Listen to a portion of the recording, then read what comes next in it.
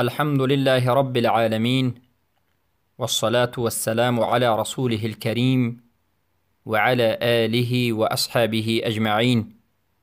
أما بعد، السلام عليكم ورحمة الله وبركاته.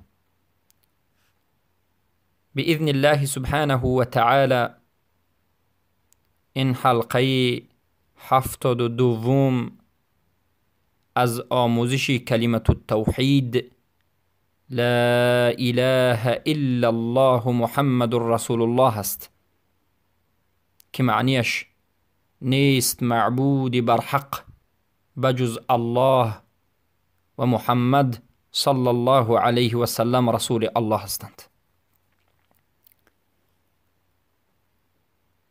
برادران و خواهران موحدم، بارک الله فیکم. در حلقه گذشته به شما بیان گشت که ضد محبت این بغض است و کره است، که وقتی که محبت نابود شد، بغض و کره و بدبینی جای محبت را خواهد گرفت. و همین بغض و همین کره و بدبینی کلمه لا اله الا الله و مقتضا و طلبات های لا اله الا الله انسان را کافر می کند. برای همین میگن کفر البغض و الکره. پس بدانید که بغض این ضد محبت است، شکننده محبت، نابود کننده محبت این بغض است. محبت شرط از شرط های لا اله الا الله بود که بغض و عداوت را نابود میکرد. محبت بغض را نابود میکرد و بغض لا اله الا الله بدانید که محبت را نابود میکند. و به همین بغض، یعنی وقتی که انسان لا اله الا الله را بدید، نسبتش بغض پیدا کرد، بداند که بغض به الله کرده است، بغض به رسول الله و به دین الله و به فعلهای رسول الله و بغض و عداوت به دوستان الله، اولیاء الله کرده است، که این بغض ضد محبت الله است. بغض یعنی ضد محبت لا اله الا الله است و ضد محبت آن چیزی که این کلمه به همون دلالت می کند یا که طلب می کند است. پس هر کسی که چیزی از چیزهایی را که رسول الله صلی الله علیه وسلم آورده اند بد ببیند، سنت از سنت های رسول الله، حکم از حکم های رسول الله که رسول الله از جانب الله آورده اند، پس بداند که الله را بد دیده است و این عملش اسلامش را نابود میکند. اولا این عملش محبت الله را نابود میکند، میشکند، محبت رسول الله را میشکند، محبت دین را میشکند. کسی که چیزی از چیزهای آورده رسول الله صلی الله علیه وسلم را بد ببیند، نسبتش بغض داشته باشد، این دلالت میکند که محبتش دروغ است، محبت ندارد. پس معلوم است که عبادت بر بالای محبت قائم می شود. عبادت بر بالای محبت پایبند می شود و پیدا می شود. هر کسی که الله را دوست ندارد، آن چیزی که الله دوست می دارد آن را دوست ندارد، پس از جمله بندگان الله نیست، از جمله اولیای الله نیست، از جمله مسلمان و مؤمنین نیست. بارک الله فیکم. پس بدانید که بغض این از عمل قلب است. این یک مسئله است که بغض مکانش کجاست. بغض این از عملهای قلب است. محل قلب، مکان قلب، یا که محل بغض، مکان بغض، این دل هست، قلب است. اما اثرهای بغض و عداوت و چیزهای لازمی که با همراهی بغض همیشه شدنش ضرور است به زبان انسان ظاهر می کند، آشکار می شود، به جسم انسان پیدا می شود. پس نامیده می شود اثرها و چیزهای ضروری بغض را بغض عملی. پس هر انسانی که ظاهرا نسبت دین بغض دارد، به زبانش بغض دارد، به عملهایش نسبت دین بغض دارد، نسبت کلمه لا اله الا الله بغض دارد، این دلالت میکرد که قلبش بغض دارد. زیرا که اصل بغض و عداوت و دشمنی و بدبینی لا اله الا الله، دین و الله و رسولش، کتابش، این در قلب است. وقتی که در قلب بغض و عداوت و دشمنی جوش میزند، اثرش به زبان و جسم هم به وجود می آید. پس رکن بغض چند تاست؟ علما میگن بغض به خود رکنها دارد، 3 تاست: بغض قلب، بغض زبان و بغض جسم. بغض قلب اولین رکن بغض قلب، این محل بغض است و اصل بغض است. یعنی اصل پیدایش بغض و بدبینی این قلب است. بغض زبان به مانند دشنام دادن، به مانند اظهار کردن بدبینی دین، این بغض با زبان است. چخیلی که الله سبحانه و تعالی در سوره آل عمران آیت 118 میگوید: اعوذ بالله من الشیطان الرجیم قد بدت البغضاء من افواههم وما تخفی صدورهم اکبر. به تحقیق پیدا کردن بغض و عداوت و بدبینی را از زبانهایشان و آنچی که در صدورشان، قلبشان، درونشان پنهان میکنند، باز بغضی سختتر است و بدتر است. سبحان الله. الله در این آیت بیان میکند که به زبانشان بد دیدند، اما در قلبشان بدبینی باز سختتر است. سومین رکن بغض این بغض جسم است.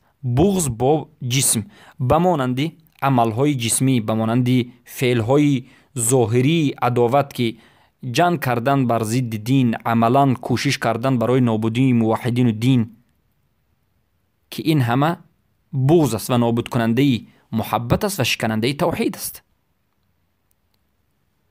بغض عملی، بغض عملی بغض است که تعلق به فعل ظاهری و عملی جسمی انسان دارد و ضابطش، یعنی دائره این بغض عملی آن است که دلالت بر بغض قلب میکند. اولا بغض جسمی دلالت به بغض قلبی میکند و دلالت به بدبینی قلبی میکند. یعنی انسانی که به جسمش بدبینی دین را نشان میدهد، این دلالت میکند که قلبش مریض است، بغض دارد، بدبینی دین دارد.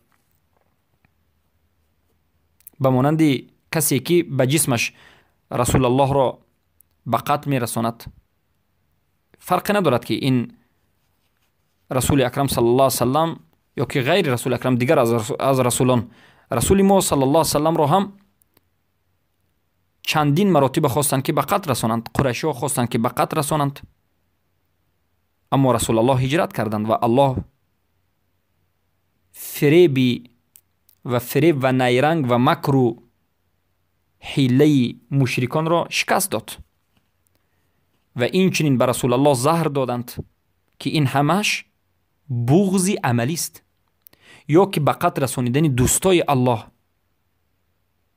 جنگ کردن به ضد دوستای الله، یا که جنگ کردن به دین، جنگ کردن به آن چیزی که الله امر کرده است و فرض کرده است. سب یعنی دشنام، حقارت، تحقیر دین و اهل دین.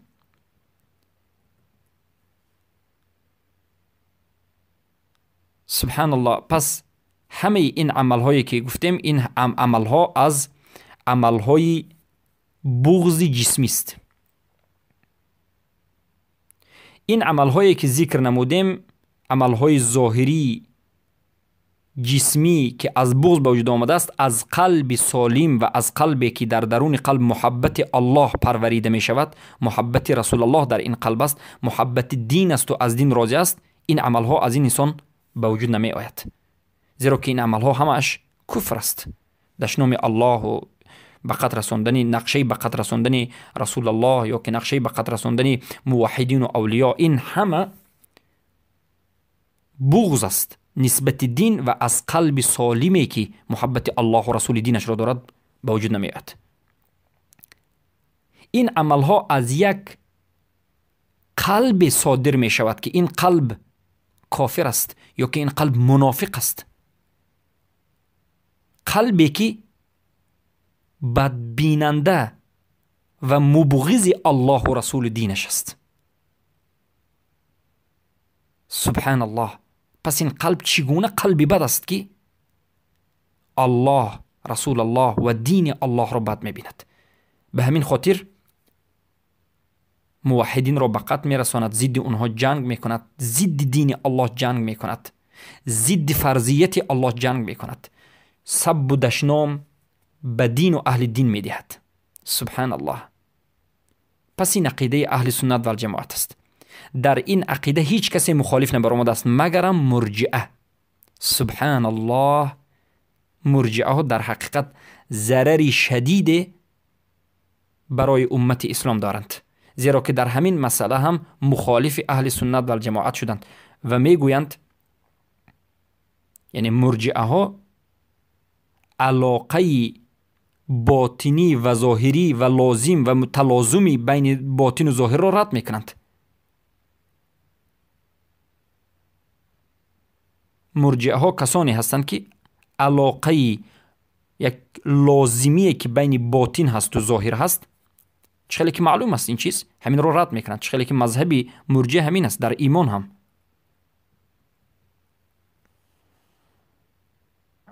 بارک الله فیکم.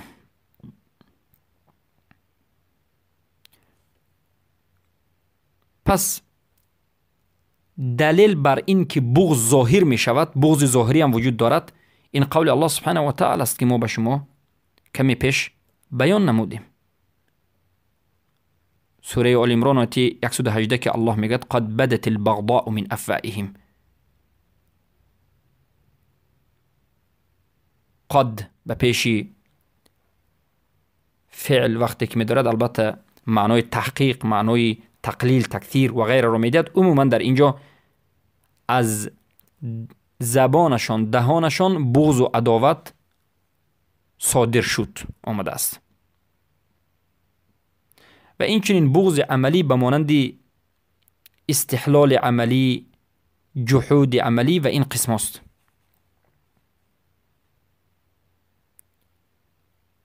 پس در همین مسئله بغض زبانی یا که بغض عملی جسمی، مردم تقسیم شده اند. کسانی که خود را مسلمان می نامند تقسیم شده اند. در همین اصل مردم تقسیم شده اند بین خوارج، بین مرجئه و بین فرقه ناجی اهل سنت و الجماعت. خوارج ها به یک عملی یگانه، به یک عملی گناه یگانه، به یک گناه عادی انسان را تکفیر میکنند. فکر میکنند که این عمل از سبب بغض به وجود آمد. مرجئه ها باشند هیچ وقت تکفیر نمی کنند مگرم به اعتقاد قلب. اما اهل سنت و الجماعت می نگرند هیچگاه به یک عملی عادی کسی را تکفیر نمی کنند، به گناه کبیره کسی را تکفیر نمی کنند، اما کسی که در حقیقت شرک و کفر اکبر را به وجود آورده است تکفیر می کنند. یعنی نه افراط و نه تفریط در نزد اهل سنت و الجماعت. بارک الله فیکم. پس این چنین مسئله این است که بغض به خودش چیزهای لازمی دارد. یعنی وقتی که بغض به وجود آمد یک چند چیز هم حتما به وجود میاد. خیلی که ما به شما بیان کردیم که محبت به خودش چیزهای ضروری و لوازم دارد. محبت این کلمه 5 چیز با محبت دارد. یعنی محبت لوازم دارد: محبت الله، اطاعت الله، پیروی رسول الله، محبت آن چیزی که الله دوست می دارد، الولاء و البراء. همه اش این از چیزهای لوازمی محبت بود، چیزهای ضروری محبت. وقتی که محبت آمد باید اینها هم به وجود آید. طاعت کردن محبوب، رضا بودن از محبوب، انقیاد، دفاع، مناصره، همه اش این چیزهای ضروریه که در زیر محبت هست که باید به وجود آید. و این چنین بغض به خودش چیزهای ضروری دارد، لوازم دارد. یعنی وقتی که بغض آمد بعضی از چیزها هست که حتما به وجود میاد. بغض وقتی که آمد دشمنی به وجود می آید، دشمنی ظاهری به وجود می آید. جنگ کردن و محاربه بر دین به وجود می آید. سب یعنی حقارت کردن و دشنام دادن دین و مؤمنین به وجود می آید. براءت کردن از مسلمان و مؤمنین به وجود می آید. دور گرفتن انسان خودش را از مسلمین به وجود می آید. پس هر کسی که چیزی را بد می بیند، بغض و عداوت نسبت چیزی پیدا می کند، همون چیز را دشمن می شود، به همون چیز دشمن می شود، ضدش جنگ می کند، از وی چیز بیزاری می جوید و بدبینیش را آشکار می کند. سبحان الله. پس اگر کسی که بگوید که من بد میبینم اما اون چیزها پیدا نشد، این بغضش بغض دروغین است، یک مجرد دعوا هست.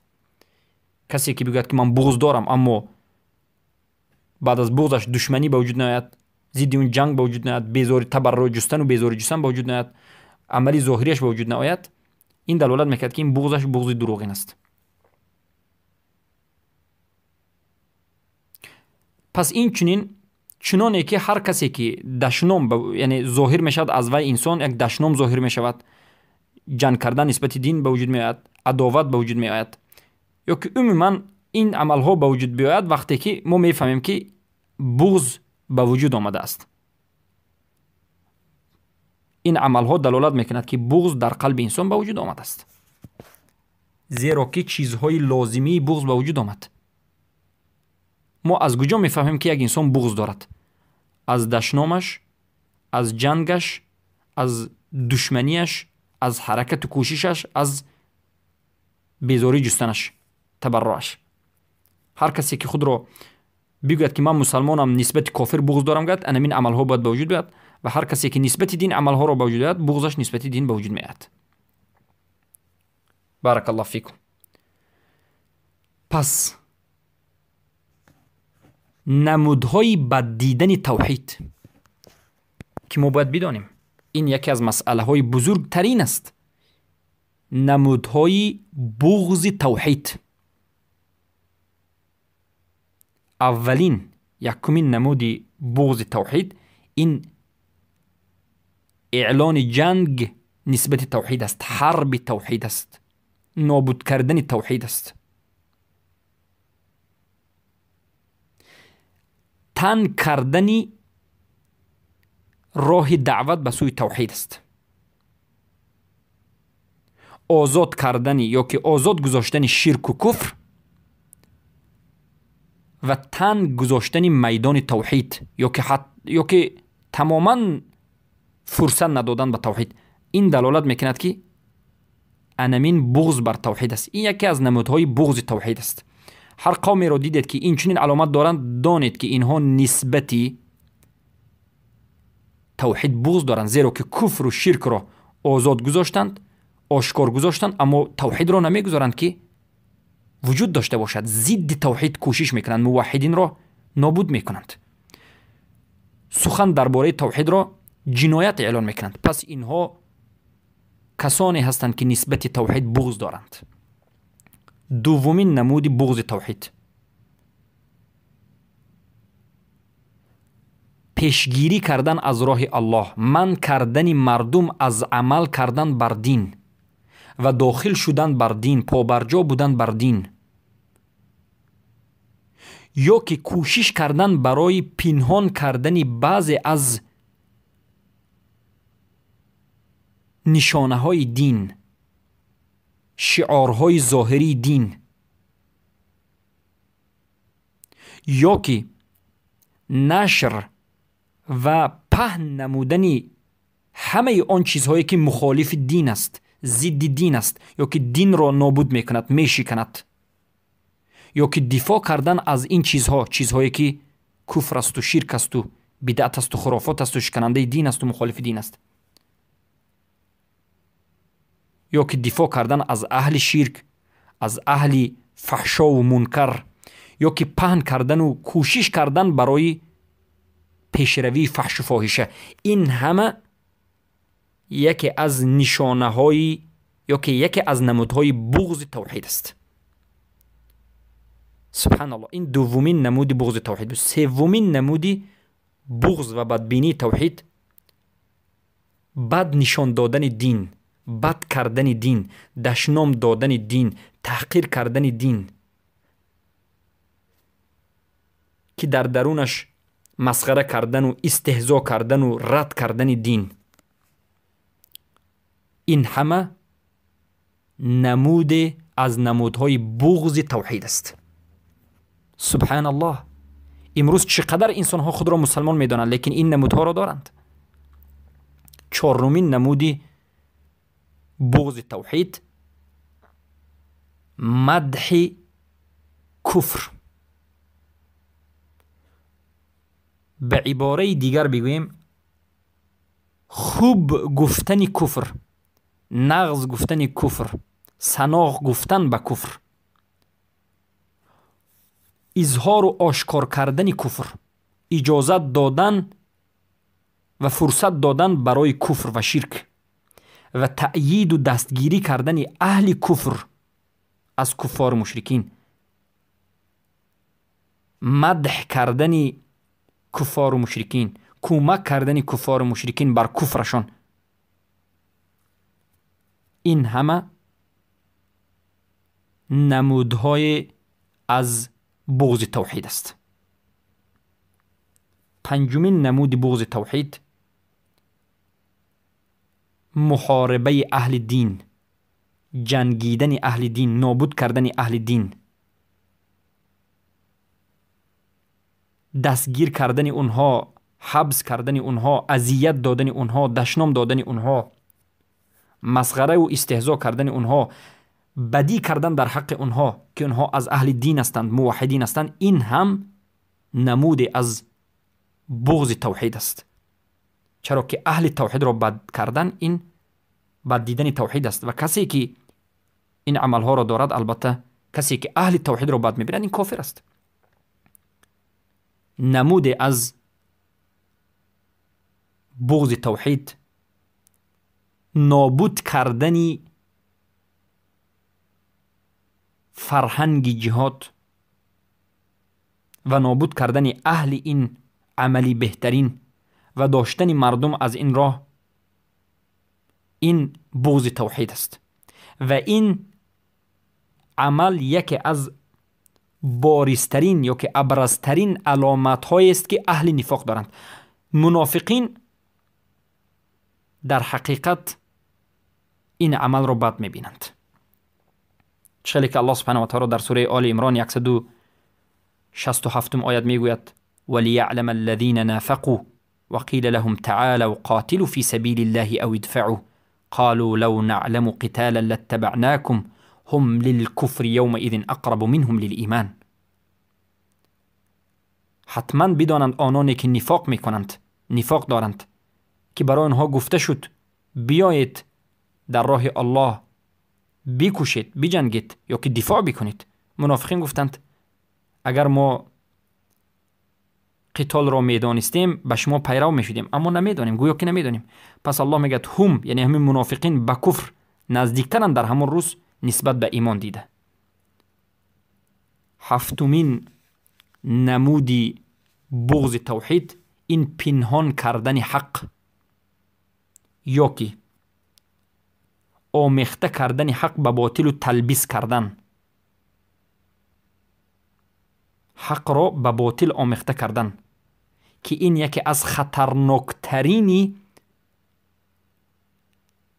گمراهی است، عملهای بدترین است. حق را به باطل آمیخته کردن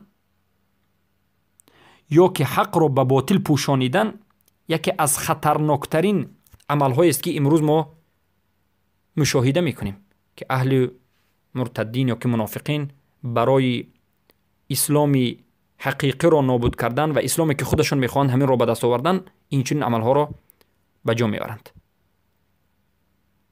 بارک الله فیکم. این همه نمودهای بغض توحید بود. پس بارک الله فیکم برادران و خواهران موحدم، ما باید کوشش بکنیم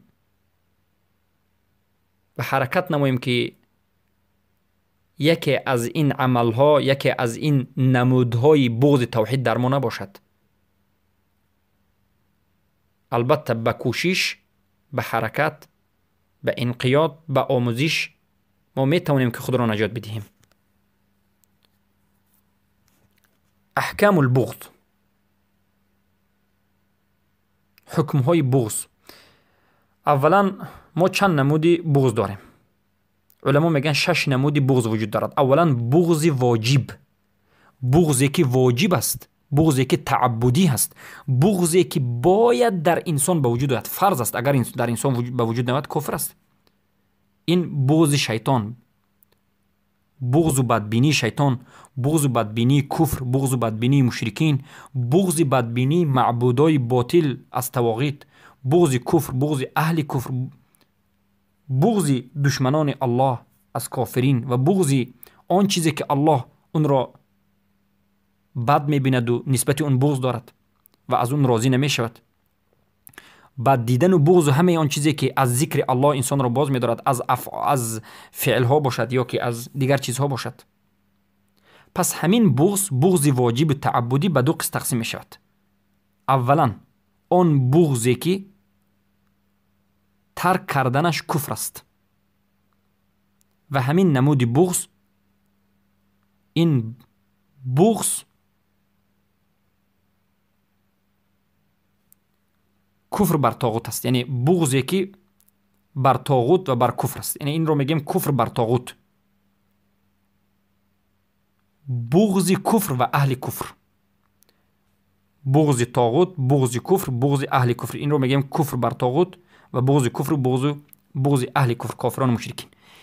ترک کردن این نمود بغض، کسی که کافر را بد نبیند، مشرک را بد نبیند، کفر را بد نبیند، طاغوت را بد نبیند و نسبت اونها بغض عداوت نداشته باشد، به آنها کفر نورزد، این انسان به کفر واقع شده است و خودش کافر میگردد، زیرا که این نمود کفر اصل دین است. دومین نمود بغضی که واجب تعبدی هست، آن بغضی که ترکش حرام است اما به درجه کفر نمی رسد، به مانند ترک کردن بغض، ترک کردن بغض یکی از کافرها،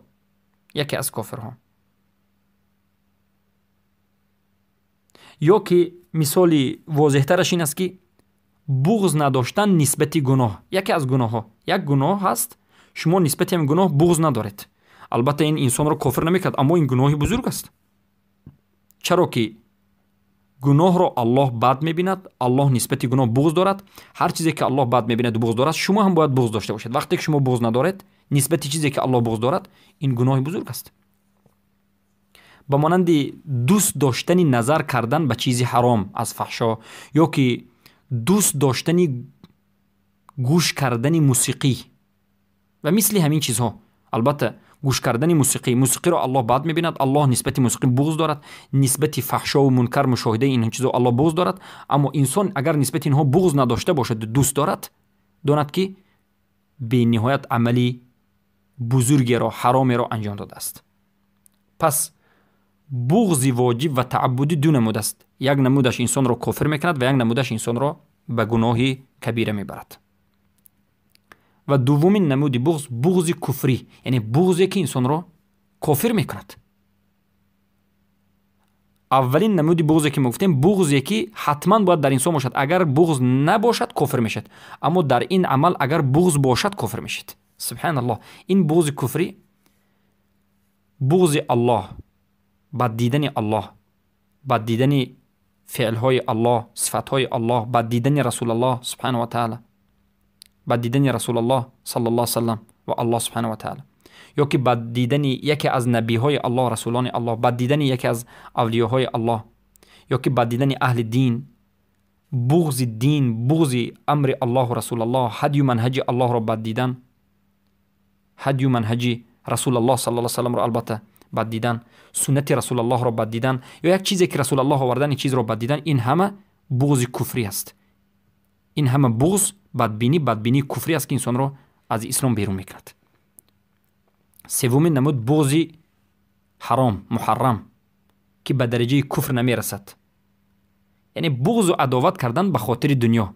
به خاطر دنیا به یک برادر مسلمانتون بغض میکنید، عداوت به یک، البته بد میبینید یک برادرتون رو به خاطر دنیا، که البته این بغض محرم است، گناه کبیر است. بغض مستحب کامل، این بغض به خاطر الله، بغض لله فی الله، به مانند بد دیدن یا که بغض داشتن نسبت یک انسان فاسق به خاطر فسقش. یک مسلمان است اما فاسقش، به خاطر فسقش همین مسلمان رو بد میبینید، حجر میکنید.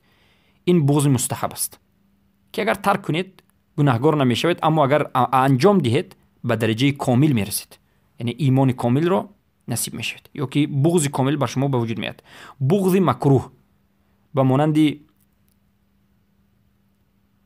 وزمین حس کردن بعضی از عملهای شریعتی، یعنی وزنین حس کردن، یعنی به یک مشقت حس کردن بعضی از تکالیف‌های شرعی، کره میگن این رو. ششمش بغض مباح طبیعی، به مانند بغض بعضی از چیزهای دنیوی، یا که بد دیدن، بغض داشتن نسبت بعضی از چیزهای دنیوی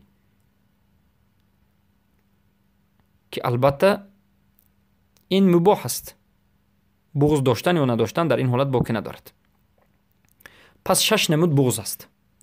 بغضی که واجب است، بغضی که حتما باید باشد در انسان، این بغض تعبدی هست، بغض واجبی. بغض کفری که در انسان نباید باشد، این بغض دین و الله و رسول و غیره. بغض محرم و بغض مستحب و بغض مکروه و بغض مباح، یعنی بغض واجب، بغض کفر، بغض محرم، بغض مستحب، بغض مکروه و بغض مباح. بارک الله فیکم. پس این نمودی بغض ها را خوب آموزید و بغض واجبی را به وجود بیاورید. بغضی که ترکش کفر است و ترکش حرام است این را به وجود آورید و بغض مستحب را به وجود آورید. اما از باقی مانده از بغض کفری، محرم، مکروه دست کشید. بارک الله فیکم. با همین این حلقه را به پایان میرسانیم و باذن الله در